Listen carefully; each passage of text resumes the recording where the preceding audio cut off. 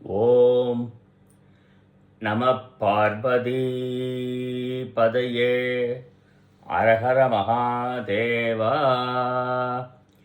தென்னாடுடைய சிவனே போற்றி, எந்நாட்டவர்க்கும் இறைவா போற்றி போற்றி. காவாய் கனகத் திரளே போற்றி, கைலை மலையானே போற்றி போற்றி.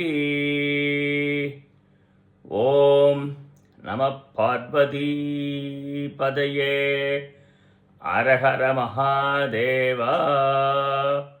ஓம்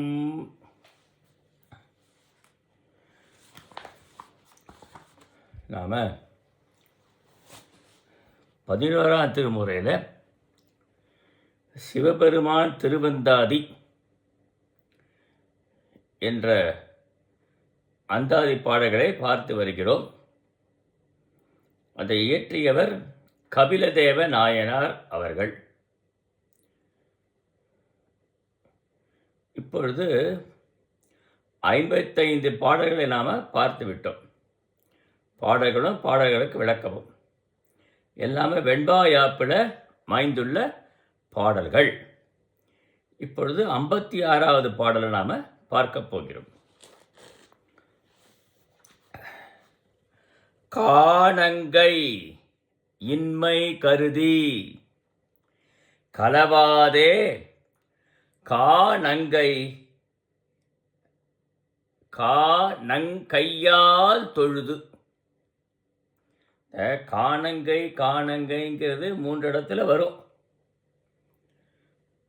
முதலடியில் முதல் சீரு, 2ஆம் அடியில் முதல் சீரும், 4ஆம் சீருலே வரும்.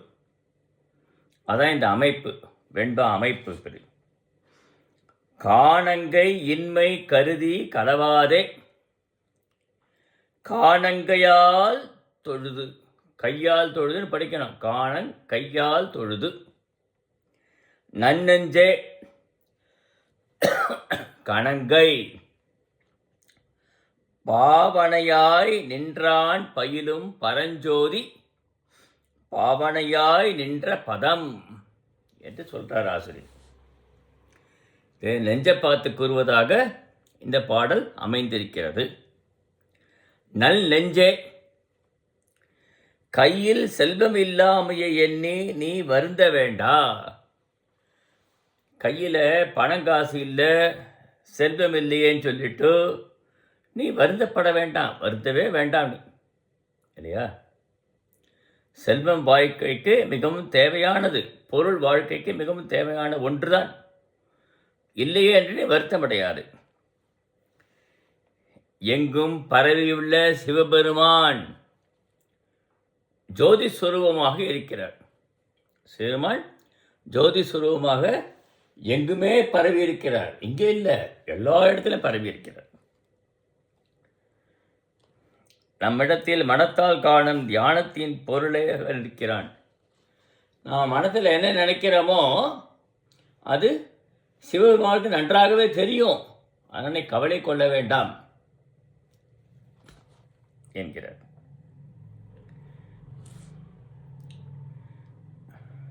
எல்லாருக்கும் பொருந்தி பரவி அன்னையாக இருக்கும் திறத்தார். அவரே தாய், அவரே தந்தை இல்லையா? இந்த உலக மக்களுக்கு அனைவருக்குமே, இந்த உலக உயிர்கள் அனைவருக்கும் தாய் தந்தையாக இருப்பவர் பார்வதி பரமேஸ்வரன் என்று சொல்கிறார் ஆசிரியர். ஆமாம், அவர் தான் அன்னையாக இருக்கிறார், அவரே தந்தையாக இருக்கிறார். ஆகையினால அவரை நாம் தொழுவோம். நமக்கு நம் மனத்தில் என்ன இருக்கிறது என்பதை அவர் அறிந்து நமக்கு செய்து விடுவார் என்று அழகே கைகளால் தொழுவோம்.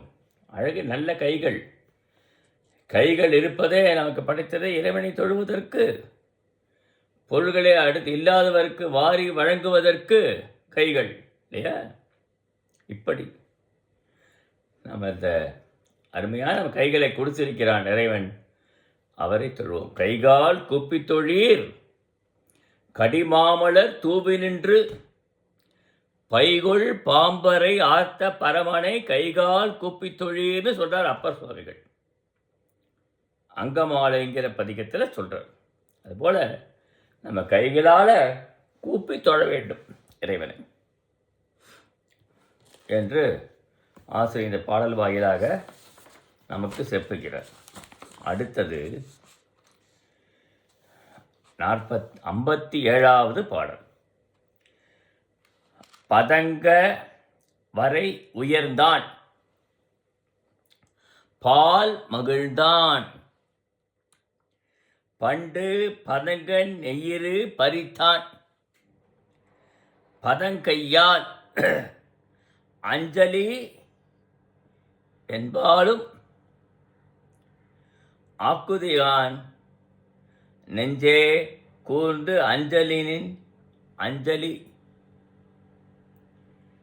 களன்பாலும் ஆக்கு அஞ்சலி களன்பாலும் ஆக்கு என்று ஆசிரியர் சொல்லுகிறார் இந்த பாடலில். நெஞ்சை பார்த்து கூறுவதாக இந்த பாடல் அமைந்துள்ளது.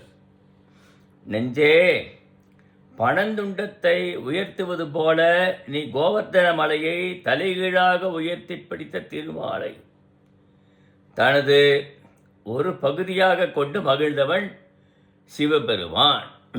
ஐயா, கோவர்த்தன கிரியை திருமால் கண்ணன் அவதாரத்தில் தாங்கி பிடித்தார். ஆமாம்,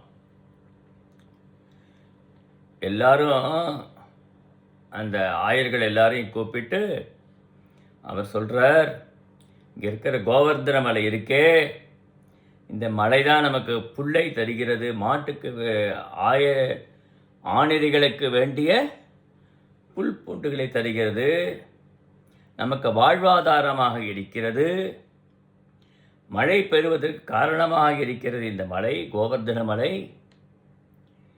ஆகவே இந்த மலைக்கு நாம் பூஜை செய்ய வேண்டும்.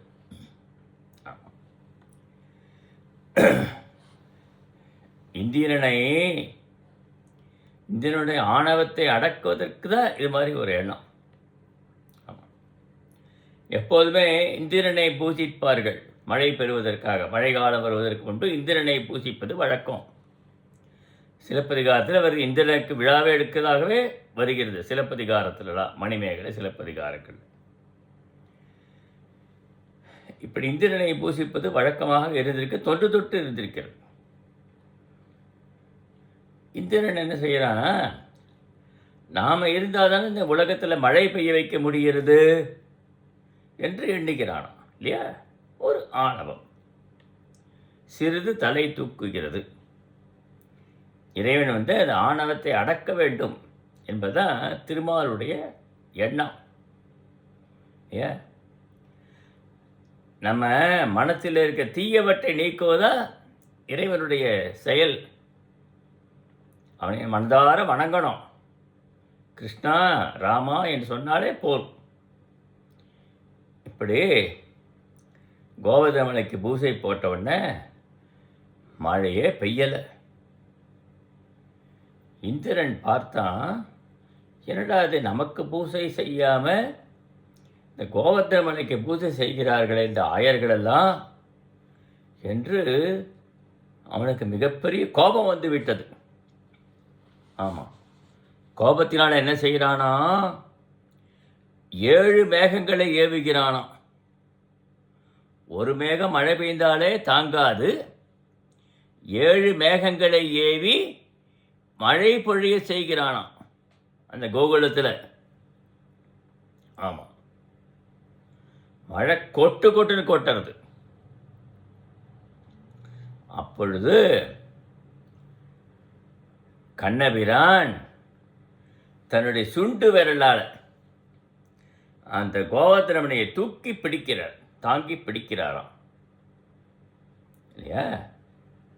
அப்படி தாங்கி பிடிக்கிற போது அந்த மலையடிவாரத்துக்குள்ள ஆயர்கள், ஆய்ச்சியர்கள், பசுமாடுகள், கன்றுக்குட்டிகள் எல்லாரும் அதுக்குள்ள தஞ்சம் அடைக்கிறார்கள். சரி, இவர்களுக்கு பசி தாகம் ஒன்றுமே இல்லாத செய்து விடுகிறான். பரம்பொருள் அல்லவா, அந்த 7 நாள்களும் அவர்கள் உயிரை காப்பாற்றுவதற்கு அவர்கள் பசி தாகம் ஒன்றுமில்லாமல் இறைவன் காப்பாற்றி விடுகிறான். இறைவனுடைய கருணை கடாட்சம்னு இருந்தாலே போதும், நமக்கு ஒரு தீங்கும் ஏற்படாது. அதை அந்த கோவர்தனகிரி தாங்கியதில் ஆசிரியர் கூறுகிறார். ஆமாம், அதெல்லாம் கிரிதாரி கிரிதாரி தான். மீராபாய் வணங்கினா கிரிதாரி தான் மனசில் அப்படியே பதிந்து விட்டது அவளுக்கு. கிரிதாரி கிரிதாரி கோவர்தனகிரியை தாங்குவான். அப்புறம் இந்திரதேவன் பார்த்து, ஒரு உயிருக்கு ஒரு ஊர் கூட ஏற்படவில்லையே என்று எண்ணி கீழே இறங்கி வந்து அந்த எம்பெருமானாகிய கண்ணபிரான் திருவடிகளை விழுந்து வணங்கினான். என்னை மன்னித்து விடப்பா, உன்னுடைய பரம்பொருள் தன்மையை தெரியாமல் நான் இப்படி செய்து விட்டேனே என்கிறான். அவன் கீழே விழுந்து வணங்கிறது கண்ணனுக்கும் இந்திரனுக்கு தான் தெரியும், மற்ற ஆயர்களுக்கெல்லாம் தெரியாது. ஆமாம், அப்படி கண்ணபிரான் அப்படி கோவர்தன மலையை தாங்கி பிடித்த திருமாலை ஒரு பாகத்திலே தாங்கினவள் சிவபெருமான். திருமாலை ஒரு பாகத்தை தாங்கினவன் தான் சிவபெருமான் என்று சொல்கிறார். கோவர்தன மலையே தாங்கினவன்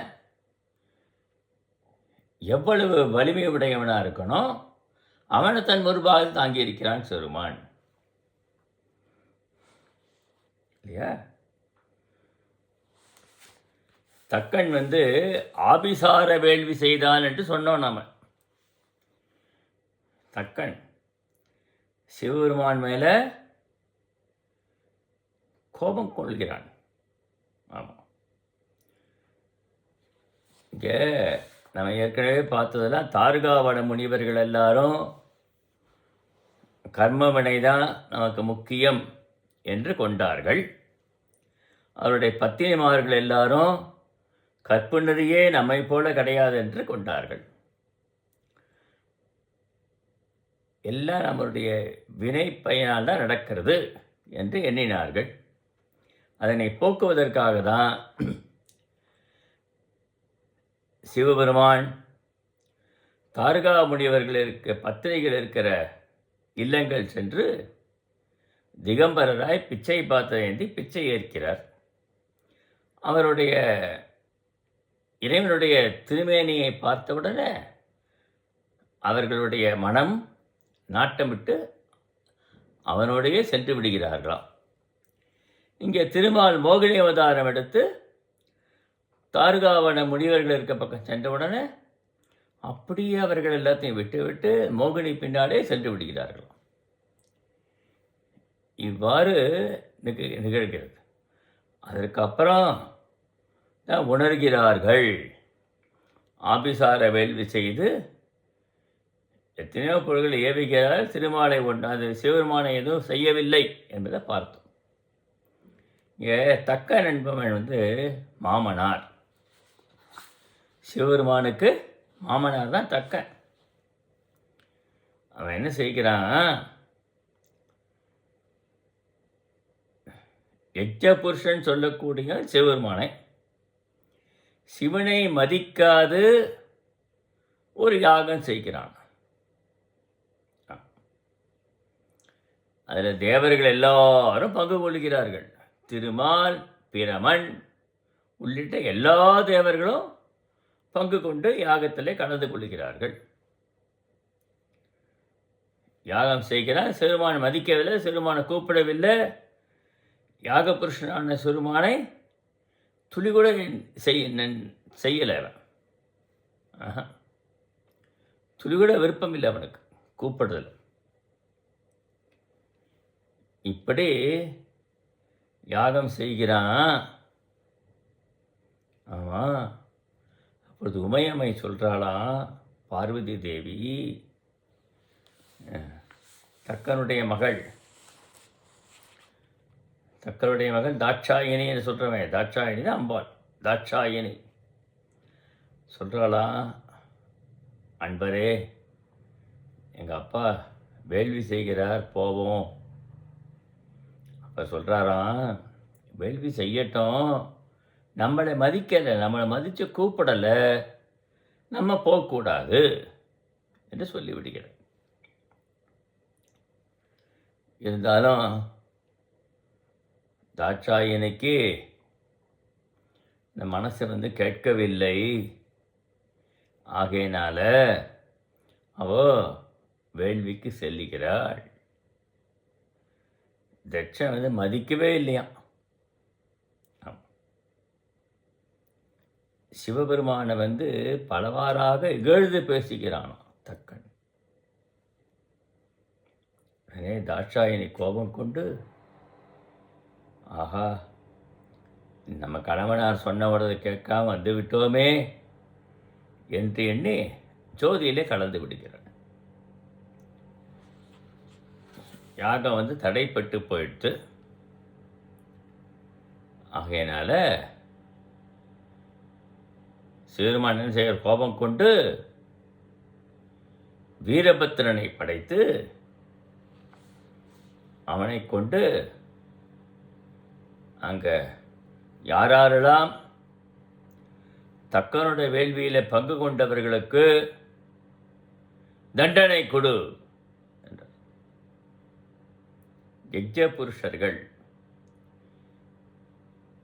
2 தலை உடையவர்கள் இருக்க, அங்கே 2 தலையிலையும் கிள்ளி அடிக்கிறார்கள். தக்கனுடைய தலையை கிள்ளி எறியப்படுகிறது. அங்கே யூபஸ்தம்பத்தில் கட்டப்பட்டுள்ள ஆட்டின் தலையை எடுத்து தக்கனுடைய முண்டத்தில் ஒட்ட வைக்கிறார்கள். ஆட்டின் தலை, தக்கன் தலை போயிடுச்சு. ஆட்டின் தலை ஒட்ட வைப்பது இருக்கு, நடக்கப் போகிறது. சூரியனுக்கு பல்லு போச்சு, சந்திரன் தேய்ந்து விடுகிறான். இப்படி ஒவ்வொருத்தருக்கும் ஒவ்வொரு வகையான தண்டனைகள் கிடைக்கிறது. இந்த பாடலில் சூரியனுடைய பல்லு போனதை தான் சொல்கிறார் ஆசிரியர். சூரியன் பற்கள்லாம் தகர்ந்து விடுகிறது. அதனால தான் நம்ம தை மாதம் சூரியனுக்கு வழிபாடு செய்கிற போது தை பொங்கலிலே, தை திருநாளிலே பொங்கல் வைத்து நாம் சூரியனை வழிபாடு செய்கிறோம். பல் இல்லை அவருக்கு. பொங்கல் பல் இல்லாத எளிமையாக சாப்பிட முடியும். அதான் அந்த பொருள். இப்படி சூரியனுக்கு பல் போகிறது, சந்திரனுக்கு தேய்மான் ஏற்படுகிறது, தட்சனுக்கு தலை போய்விடுகிறது, யட்சபுருஷருடைய தலை போய்விடுகிறது, திருமால் பிரம்மன் தலை எல்லாம் போச்சு. அப்புறம் எல்லாரும் வேண்டிக் கொண்டதுனால மீண்டும் அவர்களுக்கு அருள் கிடைக்கிறது. தட்சனுடைய தலையானது அறியப்பட்டது என்று பார்த்தோம் அல்லவா? அறிந்த தலையானது யாக குண்டத்தில் விழுந்துடுச்சு, போட்டாச்சு. அப்போ அந்த தலை இருந்தால் தானே மீண்டும் வைக்க முடியும். இப்பொழுதுதான் அந்த யூபஸ்தம்பத்தில் கட்டப்பட்டுள்ள ஆட்டின் தலையை எடுத்து தட்சனுக்கு பொருத்துகிறார்கள். தேவாரத்தில் மிக அழகாக சொல்லப்படுகிறது. இறைவனுடைய 8 வீரட்ட செயல்களை இது ஒன்று. தக்க யாகம் அழித்தல் என்பது ஒன்று. இறைவனை நிந்திச்சான் இல்லையா, அவன் தலை போச்சியா? இறைவன் நிந்தனை செய்யலாமா? இறைவனை தோத்தரிக்க தான் வேண்டும், நிந்தனை செய்யக்கூடாது. அவன் ஆட்டின் தலையை பெற்றான். ஆட்டின் தலையை பெற்று அவன் பாடினது சமகம், ருத்ரம் சமகம் சொல்கிறாங்க இல்லையா? அதில் சமகம் என்பது தான். அதில் மே மே என்று முடியும். ஆமாம், பிரியஞ்சமே அது மாதிரி முடியும், மே மேன்னு முடியும். இந்த ருத்ர சமகம் பாராயணம் செய்கிறவர்கிட்ட நீங்கள் கேட்டு தெரிந்து கொள்ளலாம். அந்த மே என்று தான் முடியும். இப்படி இறைவனை நிந்தனை செய்தால் அவரவர்கள் தண்டனை பெறுவார்கள். அதை உணர்ந்து திரும்ப இறைவனை சோத்திரம் பண்ணினா தண்டனையிலிருந்து விடுவிக்கப்படுவார்கள் என்பதை நாம் பார்க்கிறோம். அதான் இங்கே சொல்கிறார். கையால் முறைப்படி வழிபாடுகளை அவன் திருவடிகளில் செய்ய வேண்டும். நாம் அஞ்சலி கூப்பி, அதாவது தலைக்கு மேலே கையை வைத்து கொண்டு சிறுமாட திருவடிகளில் விழுந்து வணங்கி சிவா சிவா சிவா என்று விழுந்து வணங்கி அஞ்சலி செய்ய வேண்டும். அவர் நமக்கு அருள் பண்ணுவார். விடமுண்ட கண்டன் அல்லவா, நீலகண்டன் அல்லவா, அதுபோல் நமக்கும் அருள் பண்ணுவார் என்கிறார் இங்கே ஆசிரியர். அடுத்த பாடல் 58வது பாட்டு. ஆக்கூர் பனி வாடா ஆவி சோர்ந்து ஆழ்கின்றேன். ஆக்கூர் அலர்தான் அழகிதா. ஆக்கூர் மறையோம்பு மாடத்து மாமறையோன் 4 மறையோம்பு மாதவர்க்காய் வந்து. இந்த கும்பகோணம் பக்கத்தில் மாயவரம் பக்கத்தில் ஆக்கூர் தாந்தோன்றி மாடம் என்று ஒன்று இருக்கு. பாடப்பட்ட ஸ்தலம் சேருமானுடைய திருத்தலம். திரு ஆக்கூர் தலத்தில் வேதங்கள் வழிபடும் தான் தோன்றி மாடத்தில் உள்ள வேத புருடனாகிய இறைவன். 4 வேதங்கள் அங்கே வழிபட்டது. ஆக்கூர் தான் தோன்றி மாடத்தில் வீட்டிருக்கிற சிறுமானை 4 வேதம் ருக் யஜுர் சாமம் அதவன் 4 வேதம் வழிபட்டது. 4 வேதங்களையும் பாதுகாக்கும் சிறந்த அந்தணர்களுக்காக வீதி உலா வந்து ஊரில் உண்டாக்கிவிட்ட பழிச்சொல் அழகிதா. 4 வேதங்களையும் பாதுகாப்பவர்கள் யாரு? அந்தணர்கள். அந்தணர்கள் தானே வேதத்தை ஓதுகிறார்கள், ஓதுவிக்கிறார்கள். ஓதுதல், வேதம் ஓதுதல், ஓதுவித்தல், இதான் அந்தணருக்குரிய முக்கிய செயல்கள். வேதம் ஓதுதல், வேதம் ஓதுவித்தல், வேள்வி செய்தல், வேள்வி செய்வித்தல், தானம் வழங்குதல், தானம் பெறுதல். இந்த 6 குணங்களும் அந்தணருக்குரியது. அந்தணருக்குரிய தொழிலாகவே சொல்லப்படுகிறது. தொல்காப்பில் சொல்லப்படுகிறது. அதாங்க முக்கியம். அந்தணருக்குரிய இந்த 6 செயலும் தொல்காப்பியத்தில் சொல்லப்படுகிறது என்பதை பார்க்க. அந்தணர்கள் வேதங்களை பாதுகாக்கிறார்கள். தினமும் வேதங்களை ஓதி, ஏதோ நூல்களாக வெளியிட்டு வேதங்களை ஓதலை, அவர் மனப்பாடம் செய்து வேதங்களை ஓதுகிறார்கள், முறைப்படி ஓதுகிறார்கள். அப்படி மற்றவர்களுக்கும் ஓதுவிக்கிறார்கள். அப்போ அந்தணர்கள் வடிந்துள்ள அந்த ஆக்கூர் மாட வீதியில் சிவபெருமான் உலா வருகிறார். அப்படி உலா வந்த உடனே என்னே ஒரு நிலை. அவனை தரிசித்து பசுக்கள் நடுங்குவதற்கு காரணமான பனியால் வாடி உயிர் சோர்ந்து மனம் துன்பத்தில் மூழ்குகிறேன். வீதியில் உலா வரும்பொழுது எல்லாரும் தானே கண்டுகளிப்பார்கள். இந்த பெண்மணியும் பருவனங்கையும் கண்டு கழிக்கிறாள். அவனை தரிசித்து அப்படியே அவன் மேலே தன்னுடைய மனத்தை செலுத்தி விடுகிறாள், காதல் கொள்கிறாள். அப்படியே பனியால் உயிர் வாடி விடுகிறாள் அவள். இது கைக்கிளை தலைவி கூட்டாக இந்த பாடல் அமைந்திருக்கிறது. ஆமாம். எனவே 4 வேதங்களை தோற்றுவித்தவனே அந்த வேதங்களை நன்கு பாதுகாக்கிறார்கள். நீ வீதி உலா வரும்பொழுது நான் அவனை கண்டுவிட்டேனே, உன்னுடைய அழகிலே மயங்கி விட்டேனே. என்னை நீ காக்க வேண்டியது உன்னுடைய பொறுப்பல்லவா என்கிறார் இந்த பெண்மணி. அடுத்தது 59வது பாடல். வந்தியான் சீரினும் ஆழி மட நெஞ்சே, வந்தியா உள்ளத்து வைத்திராய், வந்தியாய் நம்பரனை ஆடும் நளிர்புன் சடையானை, நம்பரனை நாள்தோறும் நட்டு.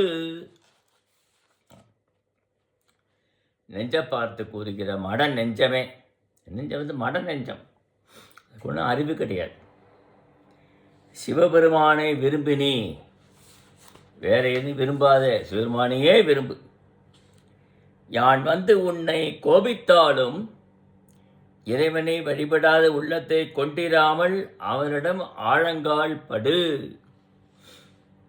மனம் எனக்கு கோபம் ஏற்பட்டால் கூட நீ வேற வழியில் சென்று விடாதே, சிறுமானையே தியானித்து அவனுடைய இதில் ஆழங்கால் படு, ஆழமாக உள்ளத்திலே சிவனை தியானித்து பதித்து விடு என்கிறார். ஆசையம் கொள்ளிந்த சிவந்த சடையுடைய நம்பனை நாள்தோறும் நட்பு செய்து வழிபடுவோமாக. நாம் இறைவனை உள்ளத்திலே ஏற்றி வைத்துக்கொண்டு உள்ளமாக இதய தாமரையிலே அமர வைத்துக்கொண்டு நாள்தோறும் சிவனை நாம் வழிபாடு செய்வோம். அதான் நமக்கு உடைய சிறப்பு என்கிறார் ஆசிரியர் என்பதை பார்க்கிறோம்.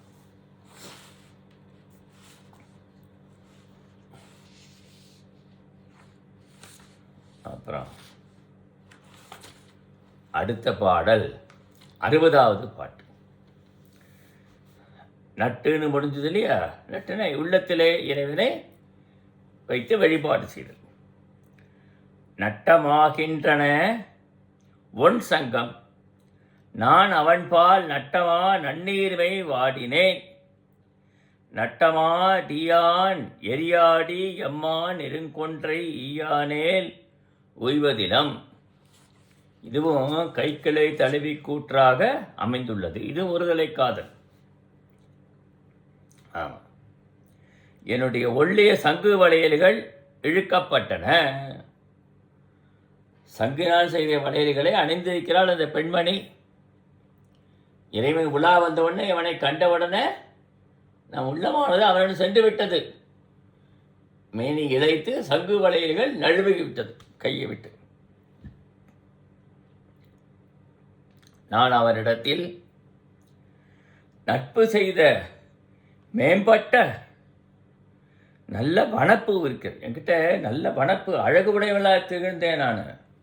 ஆனால் சிவருமான் மேலே என் மனம் நாடி சென்றவுடனே என் அழகெல்லாம் போய்விட்டதே என்கிறாளா இந்த தலைவர்.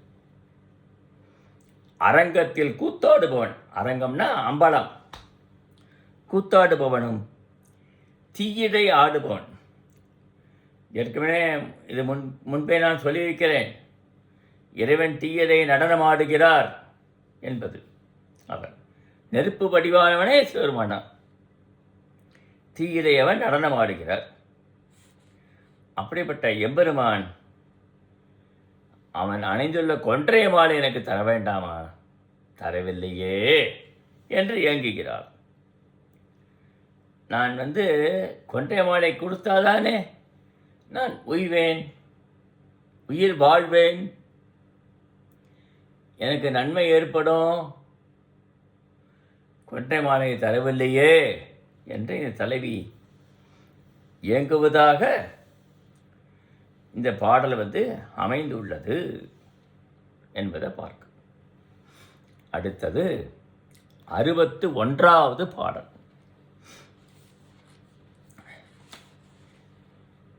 இளமலரன் சேவடியார் ஏசப்பெறாரே, இளமலரே ஆயினும் ஆக இளமலரும் ஆம்பல் சேர் செவ்வாயார்க்கு ஆகாதே, ஆயினேன் ஆம்பல் சேர் வெண்தலையர்க்கு ஆள் என்று இந்த பாடல் முடியும் இல்லையா? இல்லத்திலே மலர்கின்ற ஆம்பர் பூ போன்ற சிவந்த வாயினை உடைய பெண்கள். இல்லத்தில் பூக்களை வளர்ப்பார்கள். அதில் ஆம்பல் பூவை வளர்ப்பது வழக்கம் பெண்கள் எல்லாம். சங்க பாடலில் நிறைய காணப்படுகிறது. ஆம்பல் பூவை வளர்க்கிறார்கள். இல்லத்தில் ஆம்பர் பூ போன்ற சிவந்த வாயினை, அந்த ஆம்பல் எப்படி இருக்க, சிக்கச்செவேல்னு பூக்கும், சிவந்த வாய் உடைய. அதுபோல் சிவந்த வாயை உடையவர்கள் பெண்கள். பெண்கள் விருப்பத்திற்கு இணங்காமல் பற்கள் பொருந்திய வெள்ளிய மண்டை ஓட்டினை, மண்டை ஓட்டினை பல்லு இருக்கும் இல்லையா, நல்லா பற்கள் பொருந்தி மண்டை ஓட்டினை ஏந்திய சிவபெருமானுக்கு அமைந்த அடிமை ஆயினை. சிம்மதன மண்டை ஓட்டை ஏந்தி கொண்டு உலா வருகிறான், பிச்சை கேட்க வருகிறான். அப்படிப்பட்ட சிறுமானுக்கு நான் அடிமையாக ஆகிவிட்டேன். அவனுடைய அடிமை நான் தான், வேறு ஒன்றும் கிடையாது. அவன் அடிமை. அவனா பார்த்து என்ன செய்யட்டும் என்று பொருள் அதற்கு இல்லையா?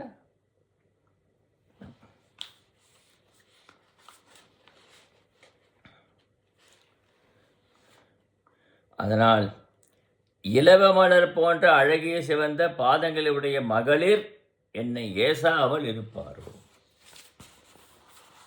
இலவமலர் போல வாய் தான் பெண்களுக்கு இல்லை, பாதம் இருக்க செக்கச்சவையில் இருக்குமா. அப்படிப்பட்ட பெண்கள் எல்லாம் என்னை ஏசாமல் விடுவார்களா? என்னடி இவோ பைத்தியக்காரியாக இருக்கிறாளே, இவோ சிவபெருமான கடவுளை போய் காதல் கொள்கிறாளே, அது காதல் கை கூடுமா என்றெல்லாம் பெண்கள் எல்லாம் ஏசுகிறார்களா மற்றவர்கள். ஏசாமல் இருப்பாரோ, இருக்க மாட்டார்களா? இல்லையே.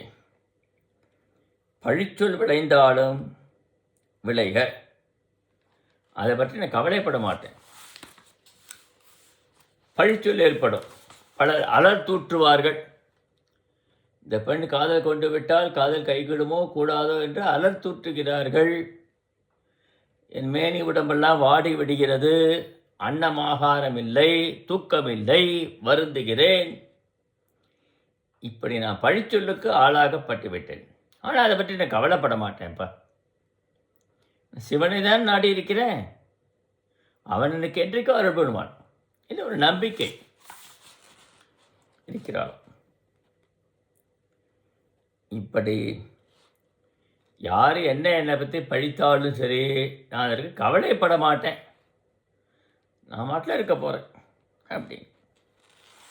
62ஆம் பாடல்.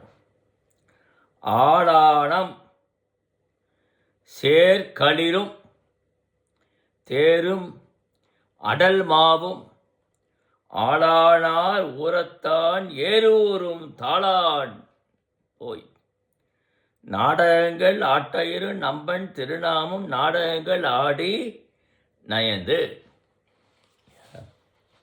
இந்த பாடல்ல ஆசிரியர் என்ன சொல்லுகிறார்? கட்டுத்தறியில் பிணிக்கப்படுகின்ற ஆண் யானைகளில் வாகனமாக கொண்டு அதில் ஊர்ந்து வருவார்கள் ஆடவர்கள், ஆண்கள். அதில் சிறுமான் ஊர்ந்து வரவில்லை. வலிமை பொருளிய தேர்களிலே ஏறி வருவார்கள். அது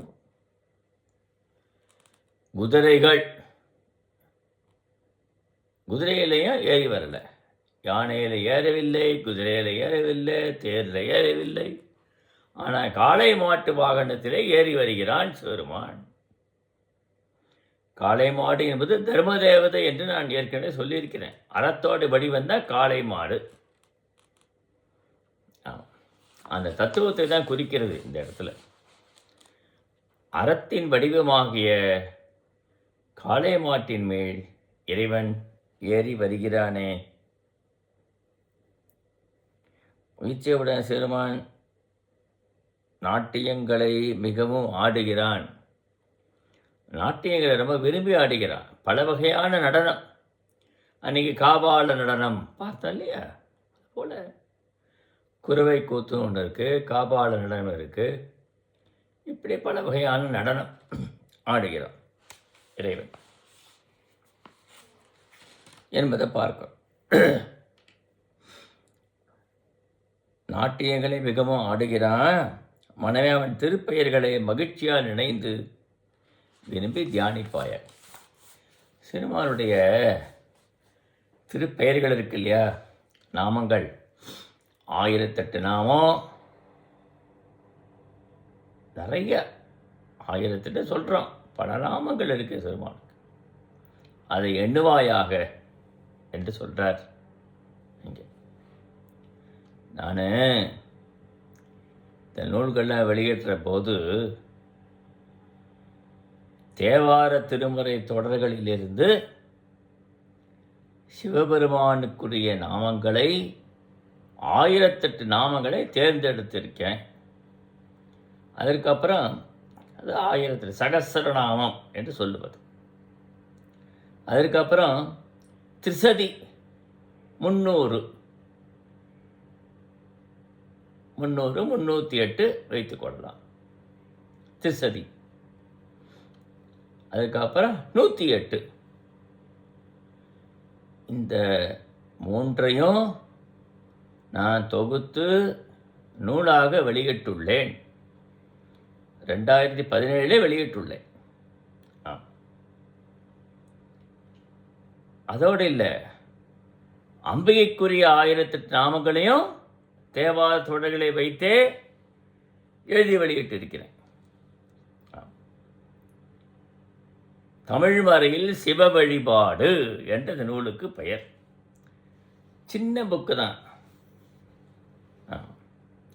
100 ரூபாய் தான் அது பெருமானம் உடையது. 100 ரூபாய் அவ்வளவே. அதை வெளியிட்டு அப்பொழுது லைப்ரரி ஆர்டர் வந்து பழகுதமிழ் இலக்கணம், எழுத்து சொல்லு, பொருள், யாப்பு அணி, இந்த தமிழ்மறை சிவ வழிபாடு, வாழ்வியல் சிந்தனைகள்ங்கிற ஒரு நூல், எல்லாம் 5 புக்கும் சேர்த்து வெளியிட்டு லைப்ரரி ஆர்டர் வந்து எல்லா லைப்ரரிக்கும் கொடுக்குறேன். தமிழ்நாட்டில் இருக்கிற எல்லா லைப்ரரிலையும் இந்த நூல்கள்லாம் இருக்கும், தேடி கண்டு கொள்ளலாம். எங்கிட்ட 1 காப்பி 2 காப்பி வைத்திருப்பேன், அவ்வளோதான். அதாவது தமிழ்லேயும் வழிபாடு செய்யணுங்கிறதுக்கு குறிக்கோள். கோவிலில் தமிழில் வழிபாடு செய்ய, தமிழ் தானே வழிபாடு செய்தார்கள் நாயன்மார்கள் எல்லாரும், ஆழ்வார்கள் அப்படி தானே, தமிழ் வழிபாடு தானே, அந்த மொழியில் வழிபாடு செய்யலாம் என்று. ஆனால் அறநிலையத்துறைக்கு அனுப்பினேன். அவர்கள் என்ன சொல்லிவிட்டார்கள், நீங்களே உங்கள் செலவில் அந்த நூல்களை எல்லாருக்கும் இலவசமாக கொடுத்து விடுங்கள் எல்லாரும். ஒவ்வொரு புக்கும் எவ்வளோ கஷ்டப்பட்டு நம்ம சேகரித்து நூலாக வெளியிட்டிருக்கோம். பணத்தை போட்டு அறநிலையத்தில் இருக்கிற அலுவலகங்களுக்கெல்லாம் நீங்கள் வந்து எந்த காசும் பெறாமல் இலவசமாக கொடுங்கள் என்றார்கள். நான் செய்யலை. லைப்ரரி ஆர்டர் கொடுத்துட்டோம், லைப்ரரி ஆர்டர் போயிடுத்து, அவ்வளோதான். எவ்வளவு கொஞ்சம் கூட இலவசமாக வாங்கிக்கிறதுக்கு எப்படி இருக்குது? 100 ரூபாய்ங்கிறது ஒரு 10 ரூபா குறை, 20 ரூபா 80 ரூபா வச்சுக்கோ அப்படின்னு சொன்னாலும் பரவாயில்ல, கொடுக்கலாம். அதுவும் இல்லை, இந்த அரசாங்கம் அப்படி இருக்குது, என்ன செய்ய? யாரையும் நம்ம வந்து குறை சொல்லக்கூடாது. சரி, இறைவனுடைய திருவருள். அது தமிழ்மறை சிவ வழிபாடு என்பதை லைப்ரரியில் வாங்கியாச்சு, லைப்ரரியெல்லாம் கொடுத்தாச்சு. அது மூலம் மக்கள் பயனடைகிறாங்க இல்லையா, சமுதாயம் பயனடைகிறது இல்லையா, அது போதும்.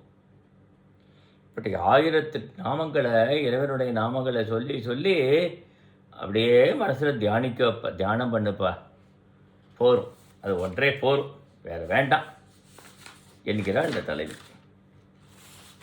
அப்புறம் 63ஆம் பாடல். நயந்த நாள் யான் இறப்ப நச்சடையான் கொன்றை, நயந்த நாள் நன்னீர் மெய்வாட, நயந்த நாள் அம்பகலம் செற்றான் அருளான் அணங்கவேள், அம்பகலம் பாயும் அலர்ந்து என்ற இந்த பாடல். பெரிய சடையை பாரத்தை உடைய சிறுமான், அவனுடைய சடைபாரம் மிகப்பெரியது. 9 பிரிவாக இருக்கும் சடைபாரம் சொல்கிறார் தேவாரங்களில். கொன்றை மாளிகை விரும்பி அணிந்திருக்கிறார். நல்ல பெண்ணலங்கள் எல்லாம் வாடி வட்டணையாக அந்நாளி என்னுடைய நலங்களை மீண்டும் வேண்டவும் இல்லையா, கொன்றை மாலை அணிந்திருக்கிறானே, கொன்றை மாலை எனக்கு தரக்கூடாதா,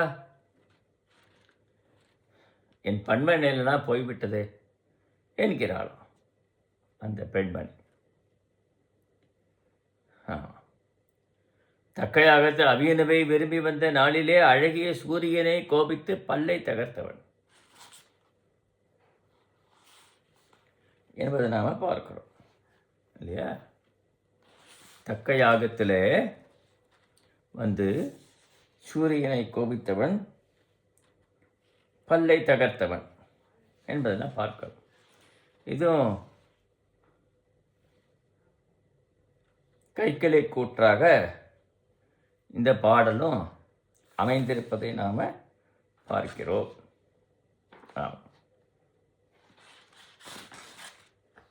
அப்புறம் அடுத்த பாடல் என்பதை பார்க்கிறோம். மெய்காட்டு வார்குழலார் என்னாவார் வெள்ளேற்றான் மெய்காட்டும் வீடாம் விரைந்து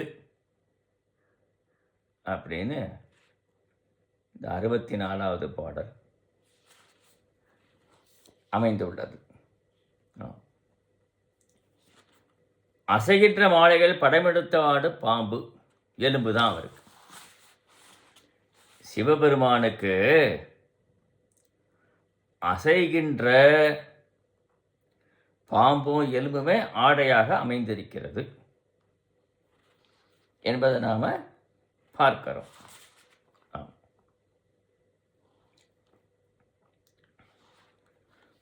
உடுக்கும் ஆடை தோல் தான். திருநேற்றில் படிந்த நிறத்தையுடைய பெருமானுக்கு வாகனமாக அழகியது இடப வாகனம். இடமந்தான் அவருக்கு அழகிய வாகனம். தன் இருப்பிடம் கோயிலாக அடைத்துவிடும் அங்கனமாய் அப்பெருமான் வீதி உலா வந்த விடத்தே அவனை கண்ட அழகிலிருந்த உடம்பனுடைய இருள் போன்ற அழகிய நீண்ட குடலினுடைய மகளிர் எண்ணிலையனராவார். அப்பெருமான் உள்ளத்தில் அவர்கள் உள்ளத்தில் காமமயக்கத்தை உண்டாக்காமல் விடுவானோ? இப்படி இறைவன் உலா வந்தால் பெண்களுடைய உள்ளத்திலே காமமயத்தை விளைக்காமல் இருப்பானா என்று ஏங்குகிறாள் இந்த தலைவி. நாயகன் நாயகி பாவத்தில் தான் இந்த பாட்டு அமைந்திருக்கிறது. நாயகி நாயகன் பாவத்தில் இந்த பாடல்கள் எல்லாம் அமைந்திருக்கிறது என்பதை பார்க்கிறோம். சூரியனை கோபித்தவன், மண்பதனை அழித்தவன் சிறுமான், எனக்கு அவருள் பெறுவான் என்கிறாள் தலைவி.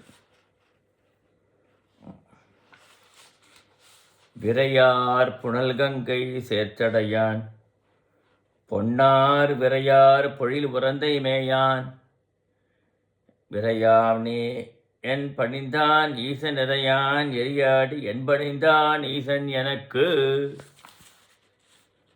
பாடல் பாருங்க எப்படிதான் அமைஞ்சிருக்கிறது என்பதை பார்க்கும். விரைந்து வருவதுடைய கங்கை நீர் பொருந்திய பொன் போன்ற சடையை உடையவன். கங்கை நீரை சடையில் தன் ஒரு சடையில் தாங்கியிருக்கிறான் சொல்லுவான். நறுமணம் கவளம் சோழைகளுடைய உறையூரில் விரும்பி தங்கியிருப்பவன் அவன்தான்.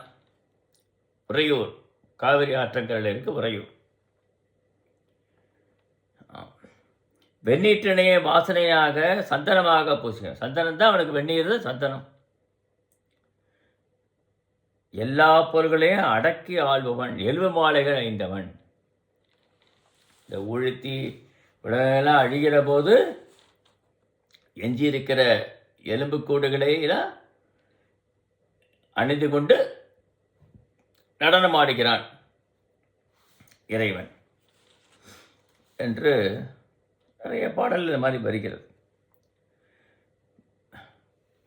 அந்த இறைவன் என்கிட்ட அருள் செய்ய மாட்டேங்கிறான் பத்தியா என்று இந்த பெண்மணி கேட்கிறான். பணிவானே ஒரு வெளித்தோட்டத்தை கண்ட கைக்கிள்ளி தழுவி கூறுகிறாள். வெளித்தோட்டத்தை பார்த்து அவர் ரொம்ப வருத்தப்பட்டு கூறுகிறாள் தலைவி. இப்படி 65ஆம் பாடல் அமைந்திருக்கிறது. இந்த 63, 64, 65 எல்லாத்துலேயுமே சிவபெருமானுடைய பெருமைகள், சிறப்புகள், அவருடைய வரம்பில் ஆற்றலுடைய செயல்கள், பரம்பொருள் தன்மை தான் விளக்கப்படுகிறது. அதான பார்க்க 66 எனக்குவளை நில்லா எழிலிழந்தேன் எரியாடி எனக்குவளை நில்லா நோய் செய்தான் எனக்குவளை கண்டத்தான் நாள் வேதன் காரானத்திம்மானை கண்டத்தான் நெஞ்சே காக்கை நெஞ்சே குவளை பூ என போன்ற நீலகண்டனாய், குவளை விட கருகருன்னு இருக்கும், அதை நீலகண்டத்துக்கு உண்மையாக கூறுகிறார். வேதங்களை ஓதும காரோணத்து இறைவன். காரோணம்ங்கிறது 2 இடத்துல இருக்கு. குழந்தை காரோணம், நாகை காரோணம்னு 2 பதி. காரோணம்னா இந்த உடம்போடு ஐக்கியமானது இறைவன்ட்ட. முனிவர்கள் உடம்போடு இறைவன்ட்ட ஐக்கியமாக காரோணம் என்று பெயர். நாகை காரோணம், குழந்தை காரோணம் கண்ட. அதனால் எனக்கு பாதுகாப்பதற்கு வளையல்கள் கைகள் இல்லாத போயிடுச்சு. காரோணத்து இறைவனை கண்டப்புறம் என் வளையல்கள் கைகளில் நிற்கவில்லை. என் அழகினை இழந்து விட்டேன். எரியாடி தனது பெயரை சொன்ன அளவிலே, எரியாடின்னு இறைவனுக்கு பெயர். எரியில் ஆடுபவன், தீயில் ஆடுபவன் எரியாடி, தீயாடி, எரியாடி நிறைய தேவாரத்தில் வருகிறது. தொழிற்பெயர் பார்க்கிறோம். இப்படி என் கண்கள் கண்ணிறைந்து தகுமாற நிறுத்து. என்னோட கண்களில் கண்ணீர் வருகிறதே, கோடை மலர் போன்ற கண்கள் இருந்து அதை நிறுத்தி எனக்கு துன்பத்தை நீக்க மாட்டானா என்று இந்த பெண்மணி ஏங்குகிறார். அடுத்த பாட்டு 67. காக்கை வளை என் பார்ப்பார் கான் பார்ப்பான் ஐயாதே, காக்கை வளை என் பார்ப்பான் ஊர் குரக்கு, காக்கை வளை ஆடானை ஈருரியான் ஆண் பெண் அவிர் சடைதன் ஆடானையான் தமைவு. எனக்குரிய அந்தரனாம் சிறுமானது திருத்தலம் குரக்குக்கா. குரக்குக்கான்னு ஒரு தலம். துதிக்கை வளைந்த அசையும் எலுமினை உடைய உதிரப்பன்மை கெடாது உடலில் போர்த்திய விலங்குடைய சடை. உதிரம்னா யானையோட உதிரம் இல்லையா? யானை தோலை ரத்தம் சொட்ட குருதி சொட்ட சொட்ட உடலிலே பூசியவன், சடையை உடையவன்.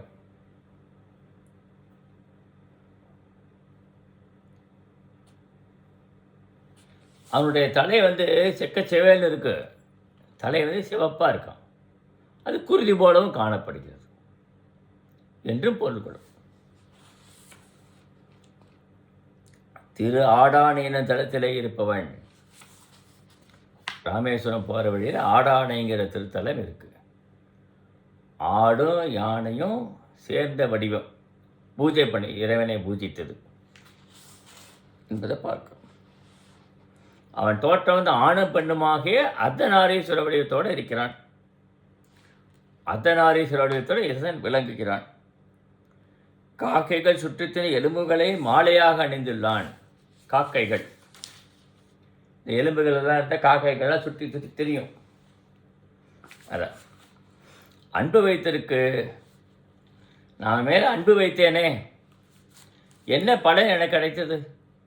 என் கைவளை தான் நழுவி போச்சு ஓ என்கிறார் தலைவி. அப்படி இந்த பாடலில் பார்க்கிறோம். 68வது பாட்டு.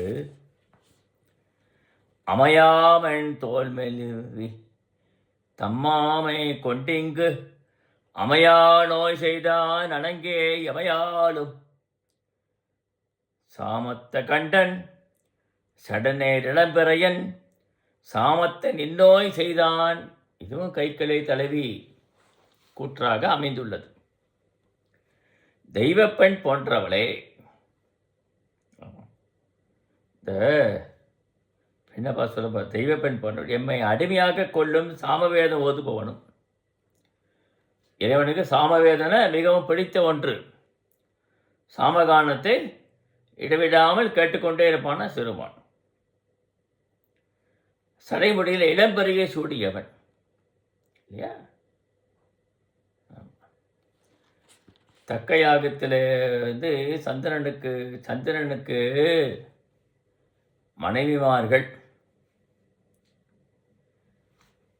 20 நட்சத்திரம் சொல்கிறோம். ரோகிணிட்டு தான் அதிகம் பிரியம் உடையவன் என்பதை பார்க்கிறோம். அப்படி சந்திரனை தேய்ந்து போகும்படியே சாபம் கொடுத்து விட்டான். அந்த சாபத்திலேருந்து விடுபடுவதற்கு இறைவன்கிட்ட வந்து தஞ்சம் அடைந்த உடனே 3ஆம் பிறை சந்திரனை தன்னுடைய சடையில் சூட்டிக்கொண்டு அருள்படியார் சந்திரனுக்கு அருள் செய்தார். அந்த பிறை வந்து வளர்ந்து கொண்டே இருக்கும் இல்லையா? வளரும் பிறை சடைமுடியான் என்று இரண்டைக்கு பெயர். இப்படி என் நோயினை உண்டாக்கியான். சந்திரனுக்கு அருள் புரிந்தாண்டா உடம்பு விழிஞ்சு போச்சு. தேய் போகிற சந்திரனை வந்து தலையில் சாடி அருள் புரிகிறானே, தலையில் அணிந்து கொண்டு எனக்கு அருள் புரியக்கூடாதா? என் மேனி வாடுகிறதே, சேருமானுக்கு தெரியாமல் இருக்கா? எல்லார் உள்ளத்தில் இருப்பவன் தானே அவன் என்கிறாள் இந்த பெண். நடுயாமத்தில் ஆடுபவன் தாங்க முக்கியம். நள்ளிரவில் ஆடுபவனா என்ன பொருள்னா, உலகங்கள்லாம் 17 14 உலகங்கள் அண்ட சராசரங்கள் எல்லாம் ஊழி காலத்தில் எரிந்து சாம்பலாக போன உலகமே சுடுகாடாக அமையிறது.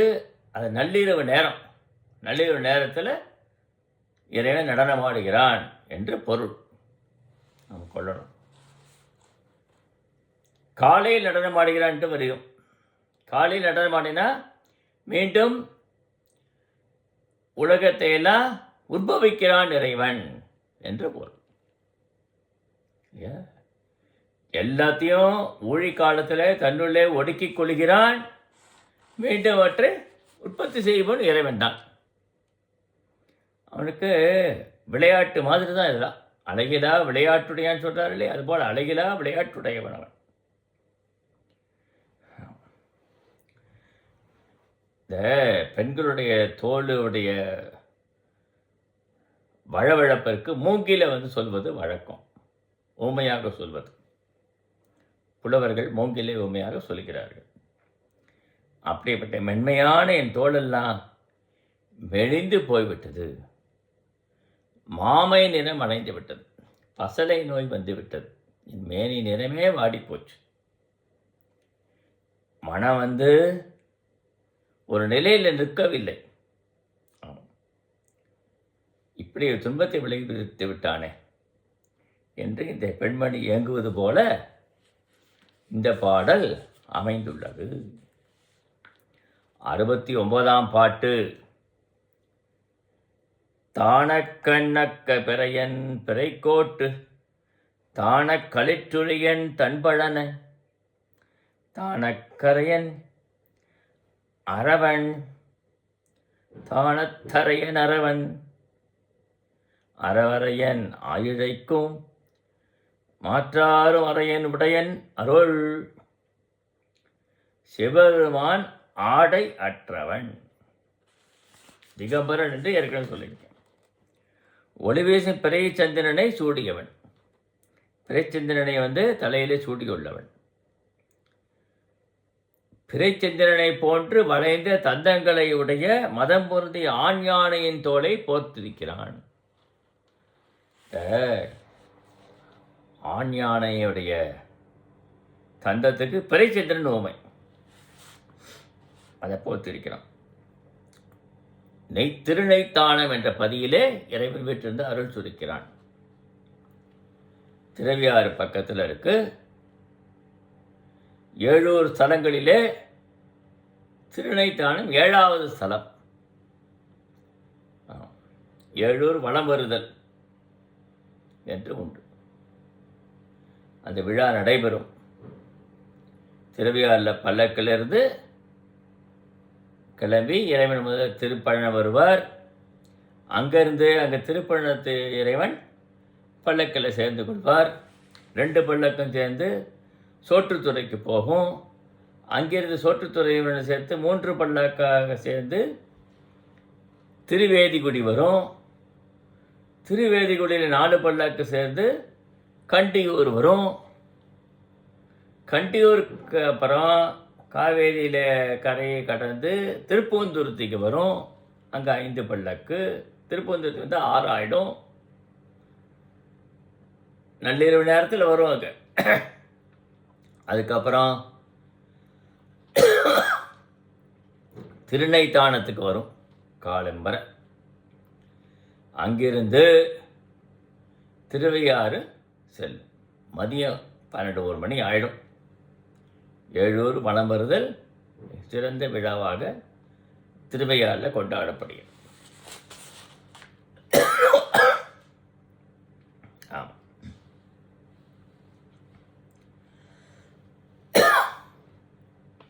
திருநைத்தானத்தில் வீட்டிலிருந்து அருள் சுரிக்கிறான். பாம்பை அணிகலமாக அணிந்திருக்கிறான். கோவணன் தான் அவனுடைய உடை. ஆமாம். பார்வதிக்கும் திருமாலுக்கும் தலைவன். பார்வதி தேவிக்கும் அந்த தலைவன், திருமாலுக்கும் அந்த தலைவன். தலைவன் ஆன்மாக்களாகிய நம் மடத்தில் கருணை உடை. நம்மிடத்தில் ஆன்மா, நாமல ஆன்மா உயிர், நம்மிடத்தில் கருணை உள்ளவன் சிறுமான் என்று இந்த பாடல்லே சொல்லுகிறார். எப்படி வேணாலும் இருந்து போட்டோம், நம்மிடத்தில் கருணை உள்ளவன். இறைவனை வணங்கினா கருணை கொண்டு நமக்கு வேண்டியதெல்லாம் நல்குவான் என்று சொல்கிறார். அப்புறம் 70வது பாடல். அருணம்பால் செஞ்சடையான் ஆமாத்தூரம்மான். அருணம்பால் நல்கும் அமுதன் அருணம்பால் ஓராழி தேரான் எயிரட்ட உத்தவனை ஓராழி நெஞ்சே உவ. நெஞ்சே, சிவபெருமான் செவ்வானத்தின் தன்மையை தன்பால் உடைய சிவந்த சடைமுடி உடையவன்.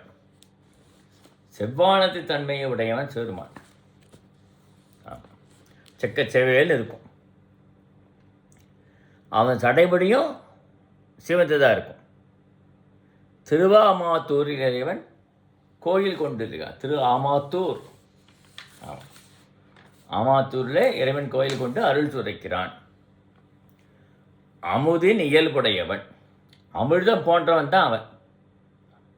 விஷத்தை உண்டு நமக்கு அமிர்தம் போன்ற இருக்கிறான். வைகரியில் தோன்றும் ஒற்றை சக்கரத்தை உடைய தேரினை சூரியனுக்கு பற்களை தகர்த்த மேம்பட்டவன். சூரியனுக்கு ஒரே ஒரு ஆழி, அதாவது ஒரு சக்கரம் உடைய தேரில் தான் ஊர்ந்து வருகிறான். ஆமாம். ஓட்டுகின்ற சாரதி அருகன். அவனுக்கு மிடவன், கால்கள் இல்லை அவனுக்கு. குதிரைகள் வந்து 7 குதிரைகள் பூட்டப்பட்ட தேரில் ஒரே ஒரு சக்கரமுடைய தேரை சுற்றி வருகிறான் உலகத்தை, மேருவை சுற்றி வருகிறான் என்று பொருள். 7 குதிரைகளை 7 வண்ணங்களாக நாம் கொள்ள வேண்டும். சூரிய ஒளியை வந்து முப்பட்டை கண்ணாடி செலுத்தினா 7 வண்ணம் தெரியும். அந்த 7 வண்ணங்கள் 7 குதிரையாக உருவிக்கப்படுகின்றன. இது தேவார பாடலில் அதிகம் வருகிறது. மேம்பட்ட விளைகின்றவன் சந்திரன் கோரிய சூடி சூரிய கோடி பிரகாசம் உடையவன் சிறுமான். ஒரு சூரியனே நம்மால் காண முடியவில்லை, கோடி சூரியன் இருந்தால் எப்படி இருக்கும்? அப்படி உள்ள ஒளிவடி உடையவன் சிவபெருமான். பெருமான் சூரியனாய் இருந்தாலும் முனிவனாவான், தவம் உடையவன். அப்படிப்பட்ட சிவபெருமானை நீங்கள் எல்லாரும் வணங்கி அவருடைய திருவருளுக்கு பாத்திரம் ஆகும்படி கேட்டுக்கொள்கிறேன். ஓம் நம பார்வதி பதையே அரகர மகாதேவா. சிவா திருச்சிற்றம்பலம், சிவ சிதம்பரம். சிவாய சிவகாமியை ஜெகதம்பிகே. ஓம் சிவாய நம சிவாய நம சிவாய நம சிவாய நம சிவாய நம. ஓம்